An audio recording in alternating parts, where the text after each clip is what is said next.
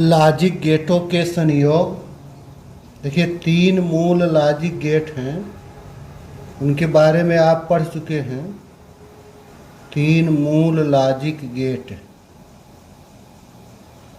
And, are और not.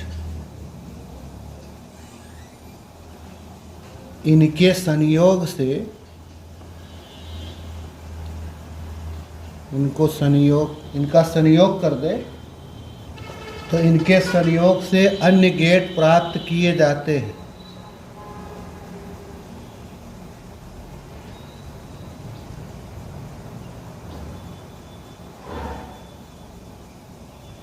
जैसे NAND gate, ये एंड अलग कर दे और यन अलग कर दे, यन फार यहां नॉट से होगा, तो नैंड गेट एंड गेट और नॉट गेट के संयोग से,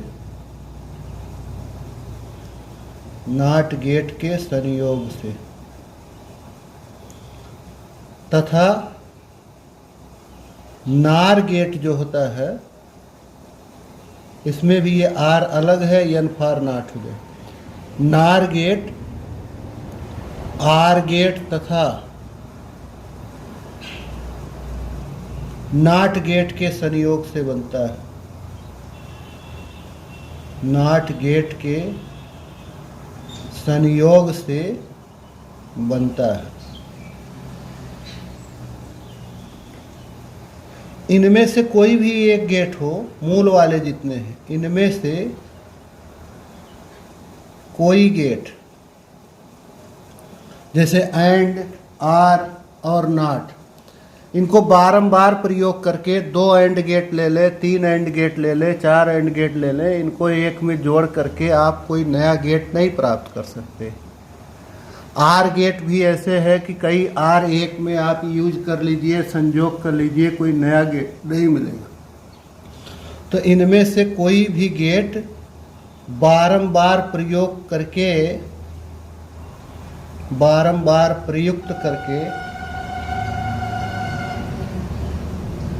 कोई नया गेट नहीं उत्पन्न किया जा सकता।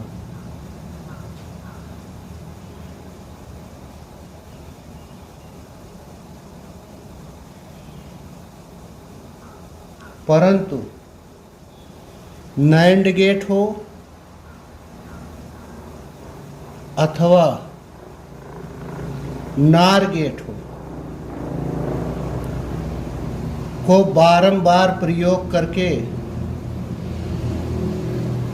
बारंबार प्रयुक्त करके हम मूल गेट बना सकते हैं।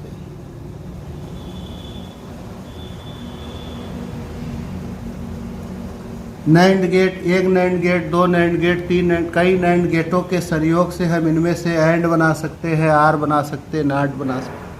या ये नार गेट बार बार यूज करें तो इनके संयोग से भी हम मूल गेट प्राप्त कर सकते हैं। क्योंकि नैंड और नार गेट द्वारा मूल गेट बनाया जा सकता है, प्राप्त किया जा सकता है, इसीलिए इन्हें, इन दोनों गेट को, नैंड और नार, इसीलिए इन्हें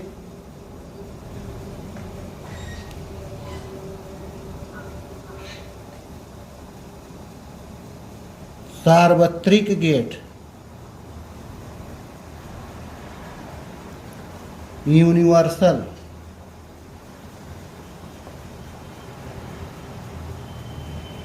कहा जाता है।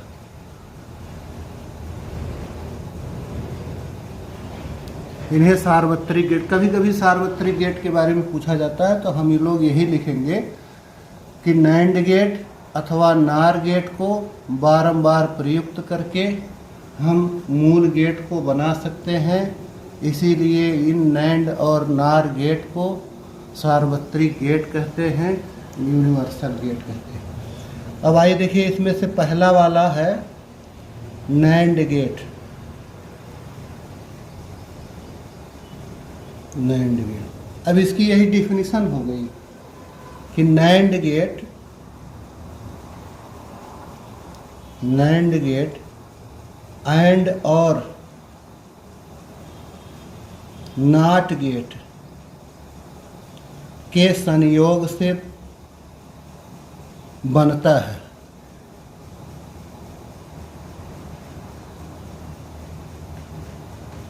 यदि एंड गेट के,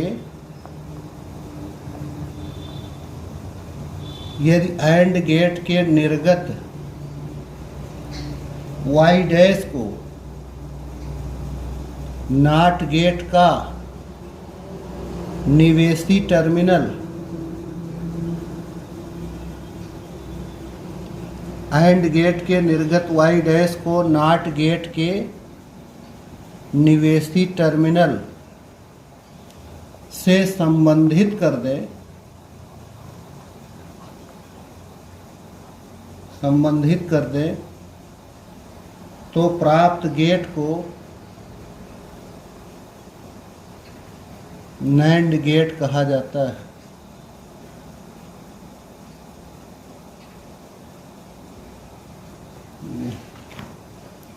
इस तरह से ये एक एंड गेट है।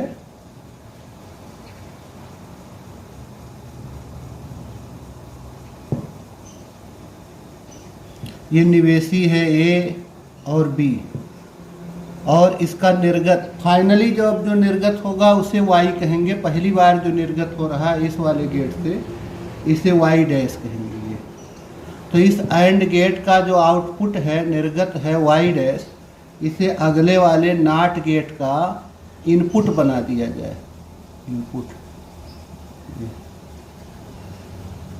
तो यहाँ जो हमें निर्गत प्राप्त होगा, कहेंगे ये निर्गत नैंड गेट का निर्गत है। ये अब इसका तर्क युक्त प्रतीक, नैंड गेट का तर्क युक्त प्रतीक, लॉजिकल सिंबल ऐसे बना देते हैं। एंड और नॉट दोनों का मिक्स रूप होना चाहिए। इस तरह अगर हमने बनाया तो ये एंड गेट है। अब इसमें नॉट का भी समावेश होना चाहिए, तो नॉट के लिए यही सर्किल इम्पॉर्टेंट है। इसी सर्किल से मतलब होता है। तो इस नैंड गेट में जो नॉट गेट होगा उसका यही सर्किल यहाँ बना देते इस तरह से। तो ये हो गया कि ये एंड है और ये नॉट है। एंड और नॉट दोनों मिल के हो गया नैंड गेट। बुलियन व्यंजक, इसका बुलियन व्यंजक,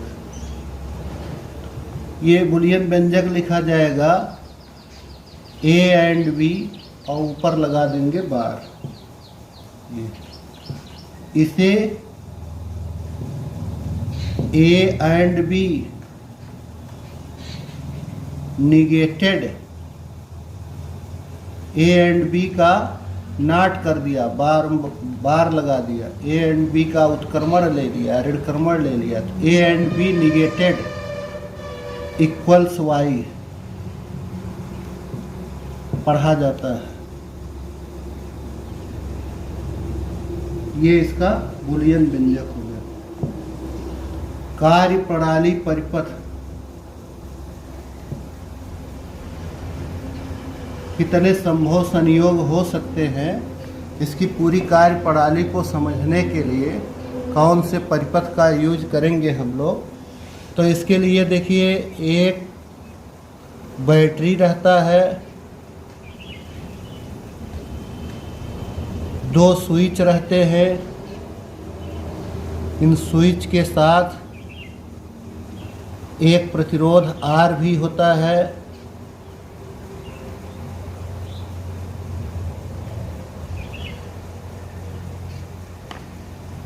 और यहाँ एक बल्ब होगा। ये दोनों जो स्विच हैं ये हो गए निवेशी, और ये जो बल्ब हो गया ये हो गया निर्गत वायु। इसकी कार्यप्रणाली को समझने के लिए कौन सा परिपथ यूज किया जाता है। इस परिपथ में दो स्विच ए और बी, एक बल्ब वाई और एक बैटरी के द्वारा चित्रानुसार जोड़ दिया जाता है। एक लघु प्रतिरोध आर दोनों स्विच के बंद होने की स्थिति में धारा को सीमित करने के लिए, कि धारा इधर से ही प्रवाहित, धारा को सीमित करने के लिए लगाया गया है। तो कार्यप्रणाली परिपथ में यही लिखना है। इस परिपथ में दो स्विच ए और बी, यही निवेशी भी हो गए, दो स्विच ए और बी, एक बैटरी तथा एक बल्ब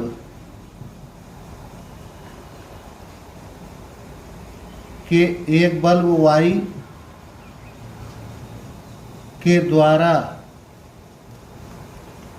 चित्रानुसार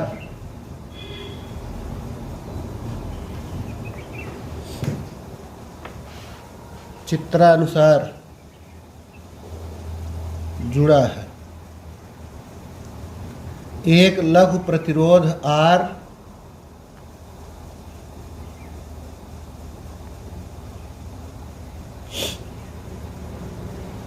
दोनों स्विच बंद होने की स्थिति में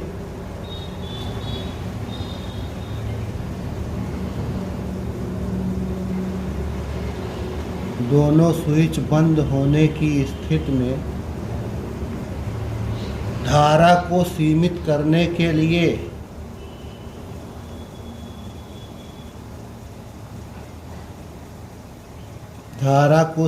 करने के लिए लगाया गया है।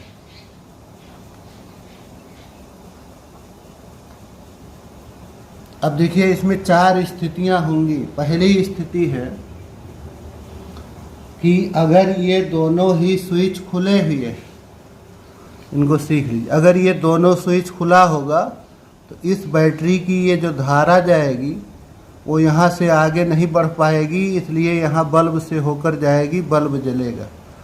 तो दोनों स्विच खुला है, अर्थात ए बराबर 0, बी बराबर 0, बल्ब जल रहा है, तो वाई बराबर 1। इसी तरह से अगर ए स्विच खुला है, बी बंद है, ए बराबर 0 हो गया, बी बराबर 1, ये खुला हुआ है तो पुनः धारा इधर नहीं आएगी, बल्ब से जाएगी तो बल्ब जलेगा। या स्विच बी खुला है, ए बंद कर दें तो भी बल्ब की धारा मिलेगी, बल्ब को धारा मिलेगी, बल्ब जलेगा। और चौथी स्थिति है कि अगर दोनों ही स्विच बंद कर दिया जाए तो इस बैटरी की धारा को एक लघु पथ मिल जाएगा और बैटरी की धारा इधर से ही प्रवाहित हो जाएगी, बल्ब तक नहीं जाएगी, तो बल्ब बुझा रहेगा। तो ये चार स्थितियां हैं। पहली स्थिति है यदि दोनों स्विच खुले हैं,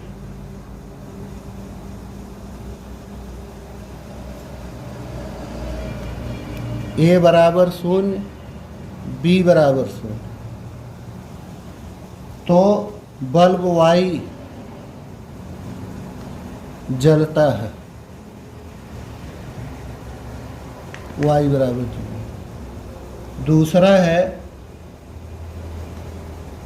यदि स्विच ए खुला है तथा बी बंद है, ए बराबर 0, बी बराबर 1, तो बल्ब जलता है तो वाई बराबर 1 भाई। तीसरी स्थिति है यदि स्विच ए बंद तथा बी खुला है, ए बराबर 1, बी बराबर 0, तो बल्ब जलता है।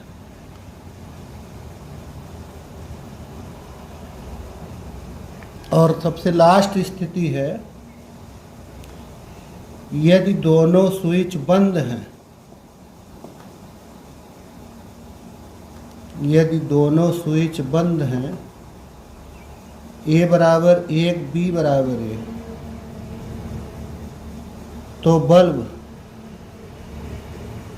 बुझा रहता है, y बराबर 0। ये 4 स्थितियां होती हैं। अब इन चारों ही स्थितियों को एक टेबल बना के प्रदर्शित कर दिया जाए तो वही इसकी सत्यता सारणी होती है। तो एक टेबल बना के प्रदर्शित कर दे। अब देखिए, दो तरह की हम लोग स्थितियां बना सकते हैं। चाहे तो पहले दोनों की क्रिया कर लेते हैं, पहले एंड गेट की फिर आर गेट की, या तो सीधे ही केवल हम लोग नैंड गेट का ही दिखाएं। देखिए, दोनों का अगर हम लोग क्रिया दिखाना चाहें, ए बी और इसके बाद में है पहला जो निर्गत होगा वो होगा वाई डैश। ये कैसे मिलेगा? ए एंड बी से। फिर अब नाट वाली क्रिया होगी, वाई मिलेगा कैसे? वाई डैश के बार से। या वाई कैसे मिला? ए एंड बी के बार से। तो देखिए, ए शून्य हो बी शून्य हो तो वाई डैश जो ए एंड बी होगा ये होगा शून्य। ए शून्य बी 1 हो तो ए एंड बी क्या होगा? शून्य। ए 1 हो बी शून्य हो तो ए एंड बी होगा शून्य।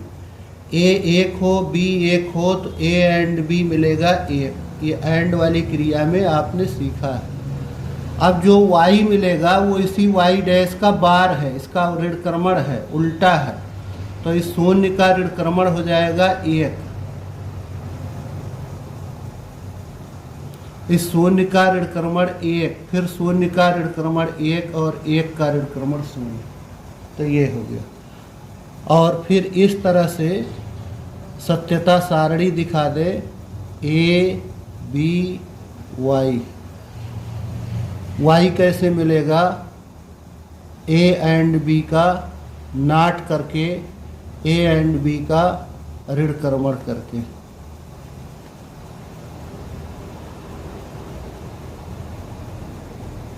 यही चारों स्थितियां हैं जो अभी आपने सीखा। दोनों स्विच खुला हो तो बल्ब जलेगा। यही बीच की ये क्रिया हटा के ये बी और ये वाई लिख देते तो यही हो जाता। पहला स्विच खुला है, दूसरा बंद है तो भी बल्ब जलेगा। पहला बंद है, दूसरा खुला है तो भी यही दोनों स्विच बंद हो जाएंगे तो बल्ब बुझा रहा। ये है नैंड गेट की सत्यता सारणी।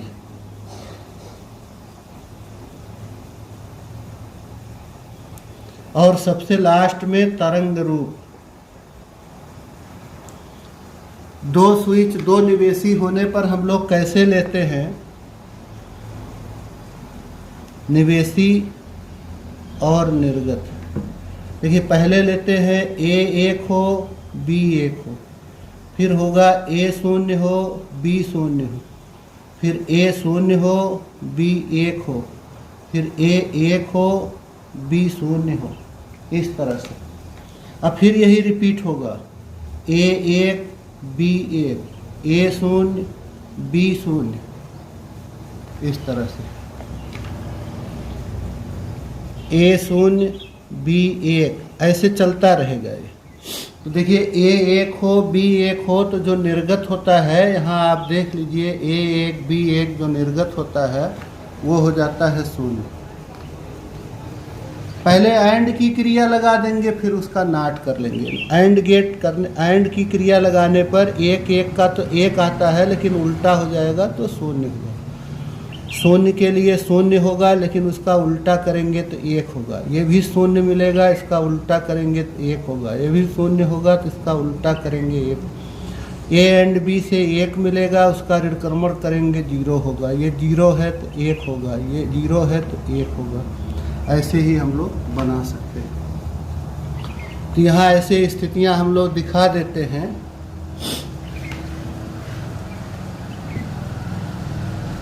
जो लिखते हैं ए से बी के लिए, सी से डी के, बी से सी के लिए, सी से डी के लिए, डी से ई के लिए, वही है ये।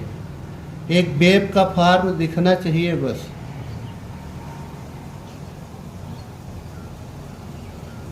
देखिए यहाँ हम एक ले लें निवेशी ए, दूसरा निवेशी बी और तीसरा निवेशी वाई।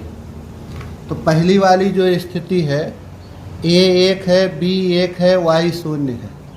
ए एक, बी एक, तो ए के एक की पोजीशन ये है, बी के एक की पोजीशन ये है, वाई हो गया शून्य। ए एक, बी एक, वाई शून्य। अब ए को शून्य कर दें, यहाँ ले आए शून्य, और बी को भी शून्य कर दें, तो इस समय वाई एक हो जाता है, वाई ऊपर आ गया। ये वाई की एक वाली पोजीशन चलेगी, यहाँ शून्य वाली। ये बी की एक वाली स्थिति है, यहाँ आने पर शून्य वाली। ये ए का एक स्तर है, ये होने पर शून्य। तो ये हो गया।